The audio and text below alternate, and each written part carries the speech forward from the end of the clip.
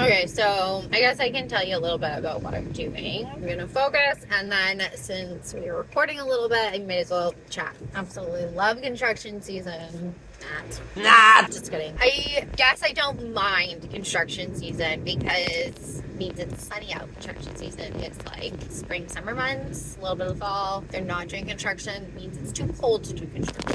Okay, so I am on my way to my first monitoring appointment. This is for my egg donation cycle. For this appointment, we are going to do an ultrasound. I think they'll send me for some blood work. If not today, definitely at my next appointment. This appointment is my day 3 baseline appointment. So essentially it's just making sure that I am good to start my egg donor cycle. So technically I don't think it's supposed to film in the clinic. So I'll do my best to kind of show you guys what it's like, but no guarantees. I did bring in my camera and film when I had my screening ultrasound, like actually in the room with me, and that was, I think, a little ballsy, so I'm not sure I'm gonna do it again. But if you're curious, like, it's a very similar appointment to transvaginal ultrasound. So what I had done at that appointment last time is exactly what's going to happen today. So don't know that I need to record that, but if you want to see, I'll link that video down below and you can see what that's like. In downtown Vancouver, they're adding a whole new, I guess, train line, so that's why this construction's a little cray-cray. To be honest, it is not even like my philosophy earlier. It doesn't matter or apply here because they are working on this all year. Destination is on the left.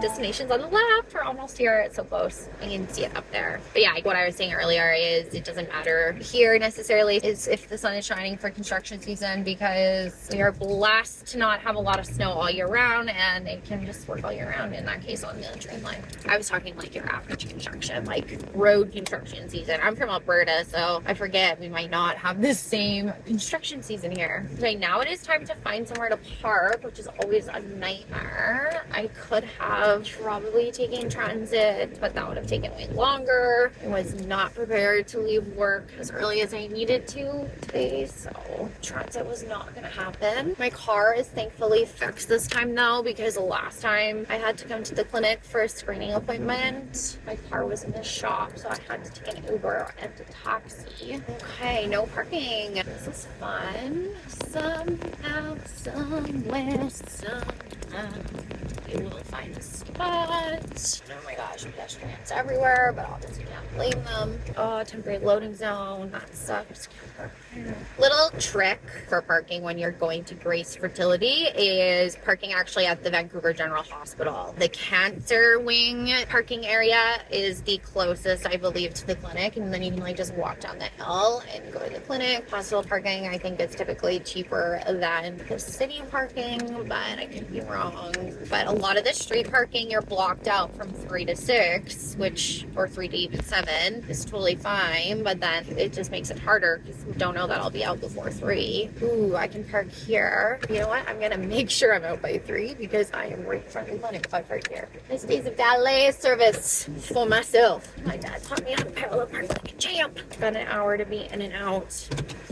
We're gonna make that happen. Oh, my hair just caught on my roof. Okay, it's go time. Let's go. Okay, here I am in parking. We're good to go in the clinic.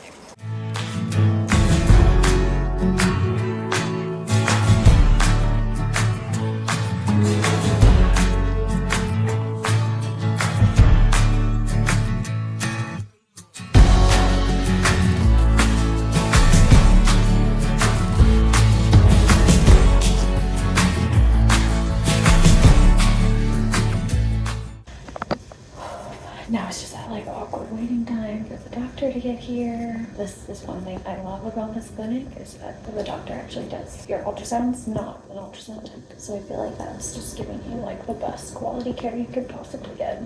About my sandwich, oh my gosh, look at that.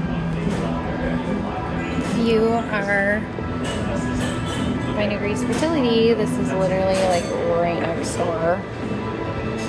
You can see it's Broadway and Ash Street. Super cute.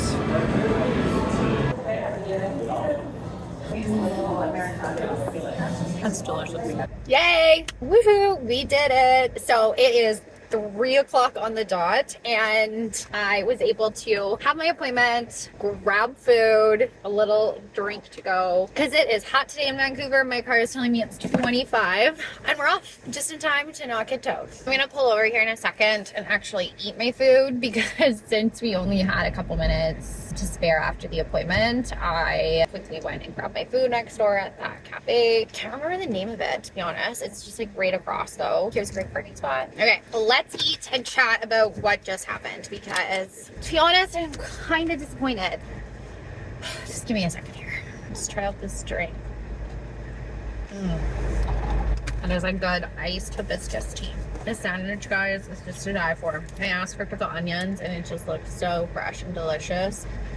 Okay, I've had a little snack and I'm ready to share what just happened. This has never happened to me before. It's a little disappointing, but it's obviously for the best. So anyways, let me tell you what happened. Everything was great, but unfortunately, I think we're a little too late in my cycle to start medication. Not I think, I know. That's what happened. I went in, I had my ultrasound. So today, just to clarify, so I got my period on Sunday afternoon is when I started spotting. I was full flow though by that evening, or by the time I went to bed. We were on the cusp, like, does that count as day one? Technically, we could count Sunday as day one, or we could count Monday as day one. So I emailed the clinic on Monday. They were just super busy. I never heard back from them. Tuesday came around, never heard back. I was calling. I'm like, I need to come in. Technically, if Sunday counts as day one, Tuesday's day 3, but nobody's answering. I was told that the egg donor program director was in a meeting, and I kept calling. I'm like, how long is this meeting? Well, she emailed me back. Turns out it was an audit. We all know those aren't fun. That's just the nature of IVF treatment, is that like it's go time when you get your period, and sometimes your period's on a weekend, and life happens. People are busy. There's situations like audits, you know, usually because this stuff is so time sensitive, clinics are right quick on it, but that doesn't mean, you know, people aren't perfect. There's delays. But so anyways, went in today, which is Wednesday, which is now day 4 if we're counting Sunday as day 1, and I'm like hoping it's going to be counted as day 3, but essentially they're like, no, it looks like day 4 development because of the way my follicles are. I already have a couple of lean follicles kind of shooting out the gate. So best case scenario for my intended parents, it's best that we wait, we hold things off this month, and that we start next month. To prevent this from happening as well, what we're doing is they're putting me on estrase. So estrase is a form of estrogen. It's a little better for the body than birth control, in my opinion, side effect wise. It should be easy peasy. So I will be taking that twice a day, the nurse said. I've never taken this before, so it's actually quite new to me. I'm gonna have to do a little bit more research and really read through that email she sends me. But essentially my understanding after that appointment is day 21, I'm gonna start the estrase pills, day 21 of my cycle. So we're counting today as day 4. So in roughly 2 weeks, I will start those. And then she's gonna let me know in the email roughly when she thinks I'll be getting my period and starting the cycle. But I just did my own math too after I left, and it looks like, so July 6th is looking like it will be day 21 of my cycle. And that means that it's looking like July 17th actually is, I think, the day my period's coming. Let me double check because I have my fabulous smartwatch here that tells me when my period is. My next predicted period is Wednesday, July 17th. So if that comes on time, which fingers crossed it will, that's Wednesday. So that means I'll let the clinic know. So Wednesday I'll be like, hey, it's day 1. And they're going to confirm, okay, stop taking it and come in tomorrow. So then I will have the ultrasound I just had today on day 4. On day 2, my next cycle. And then we'll start stimulation medication that evening. So that means it will be finally a good time, and I will be starting for my egg donation. I guess it depends like when it comes, because if I can email them right away day 1 and get in there great on the 17th, that would be best case scenario. But if not, we'll start me on day 2, so that would be July 18th. But day 3 is going to be a little late for my body apparently at this point, which is typical for a donor cycle. Usually day 4 is not so bad. I know clinics that will have you come anytime between day 3 and day 5, and so that really just speaks to like my body, I guess, and how it's responding, and my follicles are developing. I think it's actually a really good thing though, because I've been off birth control for like, gosh, it's probably got to be 5 years now, at least 5 years, maybe 6. I had an IUD for like 11 years of my life. I had birth control before that. I was a chronic birth control user since I was probably like 13, maybe 14, which is terrible now. I know I'm part of that generation of women who were just like handed out birth control like candy, and now I'm almost 30, I'm 29. People are trying to get pregnant that I went to high school with, and they have also, been prescribed birth control for years, and now they were masking symptoms of gosh knows what. Because like if you have a painful period, oh here, just take birth control, and it's like, well, maybe there was a reason, and that was an actual underlying symptom, and they should have investigated. And now here they are trying to conceive, investigating. Anyways, me being an egg donor throughout my 20s really empowered me with a lot of knowledge about my own fertility and my body, and I learned things I wouldn't have learned otherwise. I think my results at today's appointment just goes to show the health of my ovaries and my follicles now since being off birth control, because this is not my first rodeo. This is not my first cycle. I've done 6 before this actually. This is my 7th cycle, and it's the first time I've ever been put on estrase. This is only the 2nd cycle I've ever had without being on birth control. So I find that really fascinating. I was always able to start in that day 3 to 5 window in the past. Usually it's day 3, but I have started on day 4 before because we've ran into this situation with the weekend thing before as well. So my body is normally a late responder. Normally I'm on IVF meds for like 12 days and I'm triggering later. You can be on IVF meds from like 8 to 12 days before trigger, and I'm cusping on that 12 day. There's the odd time it's been day 11, but I think I've even gone to day 13. It just makes you wonder the effect of birth control. Anyways, I believe that the reason I need this estrase now and that my follicles are so developed and healthy really at day 4, so that we need to suppress those follicles and actually start medication earlier for me on day 1 to day 2. So that's just a little wild, and who knows? I mean, I'm no doctor, but that was my understanding of today's results based on my own personal health history. And now, fun time, I get to go for a massage. I had booked this for me just to like relax because it's been so stressful lately. I just like work, wedding planning. I'm getting married in less than 2 months. Woot woot. August 14th, 2024 bride here. I'm so excited and just been stressed. So after the appointment today, I had booked myself a nice, lovely 90-minute massage. I think I deserve it. And it sucks that I'm not going to start my cycle now, but you know what? I've got my bachelorette coming up as well, which is something I was like a little nervous about recovering just before my bachelorette. Now I guess I'll be able to have my bachelorette stress-free, no bloated belly, and then I'll come home from my bachelorette and then I'll be starting this cycle just before the wedding.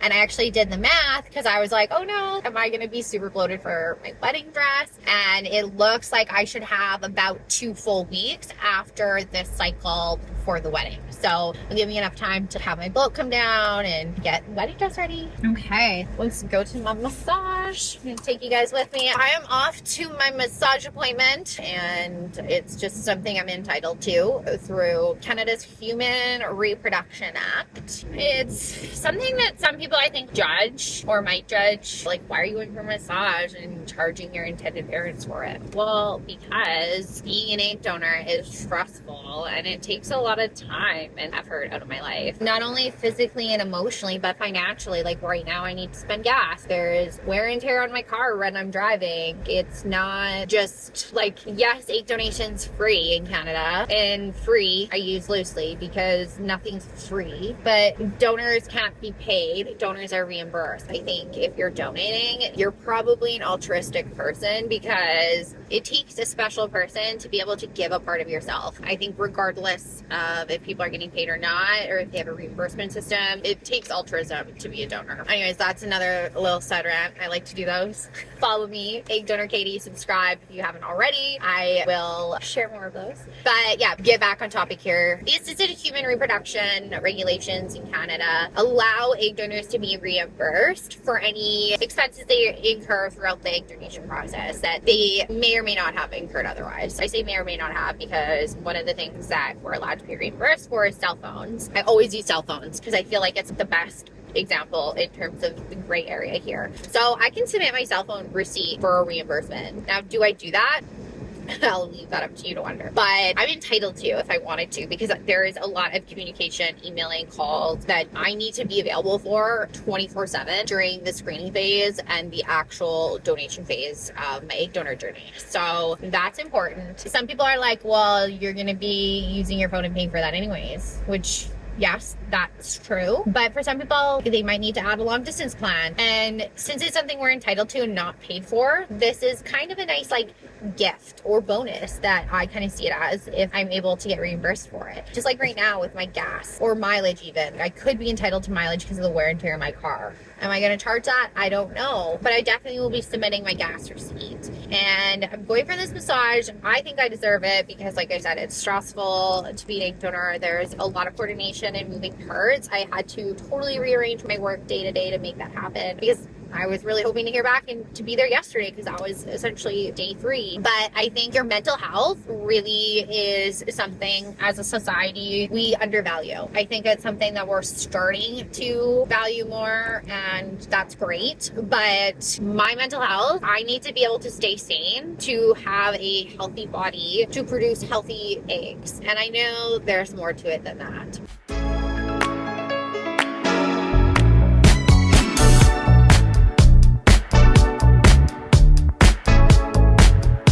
Crazy Vancouver for you.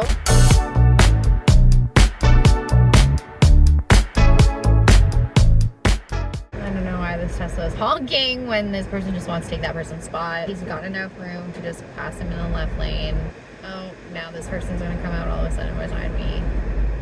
Oh, that guy must be so angry. What a perfect time for me to try to film the streets for y'all.